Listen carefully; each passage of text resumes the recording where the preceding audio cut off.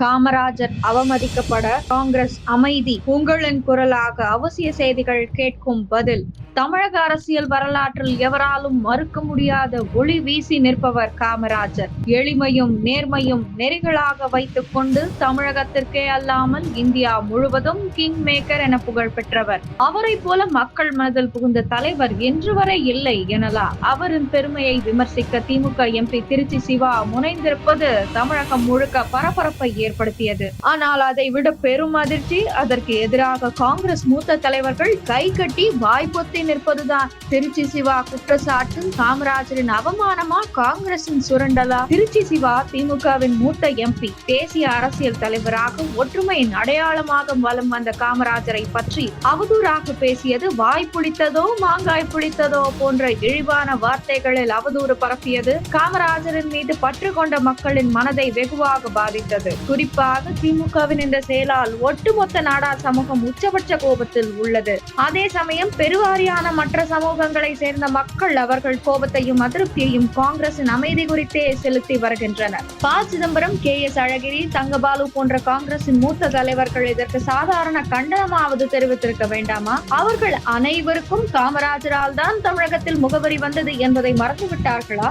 திருநாவுக்கரசர் மட்டும் சந்தர்ப்பவாதி போல திமுகவின் பெயரை கூட குறிப்பிடாமல் கடைசி பக்கத்தில் இடம்பெறும் வார்த்தை போல ஒரு கண்டனம் கொடுத்து விட்டார். அது மக்கள் கவனம் இல்லை. காமராஜர் யார் தெரியுமா? தமிழகத்தின் நம்பிக்கையாக திகழ்ந்தவர். தலைவர்கள் பலர் வந்து போகிறார்கள், ஆனால் சிலர் மட்டுமே மக்கள் மனதில் மண்ணாக நின்று விடுகிறார்கள். காமராஜர் அது போன்றவர். அவரை பற்றி நாம் மறந்துவிடக் கூடாது. கட்சி வேறுபாடின்றி அனைவராலும் மதிக்கப்பட்டவர். தமிழகத்தின் மிக சிறந்த முதலமைச்சராக நம்பிக்கை பெற்றவர். அகில இந்திய அளவிலும் மதிக்கப்பட்ட தென்னக தலைவர். கிங் மேக்கர் என அழைக்கப்பட்ட ஒரே தமிழர். கல்வி, வேளாண்மை, தொழில் வளர்ச்சி மூன்றிலும் அடித்தளத்தை அமைத்தவர். ஒழுக்கம், நேர்மை என்றால் அது காமராஜ் சாசனம். எதிர்கட்சி தலைவர்களை கூட மரியாதையுடன் பேசிய குணநலன். ஊழலின்றி தமிழகத்தை நிர்வகித்த தொன்மை. தனது வாழ்க்கையே ஒரு வெறும் சட்டை போல் எளிமை கண்ணோட்டம். தேசிய அவசர நிலையை எதிர்த்து சிந்திக்கும் தலைவராக அழகாக உயர்ந்தவர். அவரை புறக்கணிக்கும் காங்கிரஸ். இத்தனை அடையாளங்களுடன் மக்கள் நெஞ்சில் வாழும் காமராஜரை அவமதிக்க காங்கிரசின் அமைதியான ஒத்துழைப்பு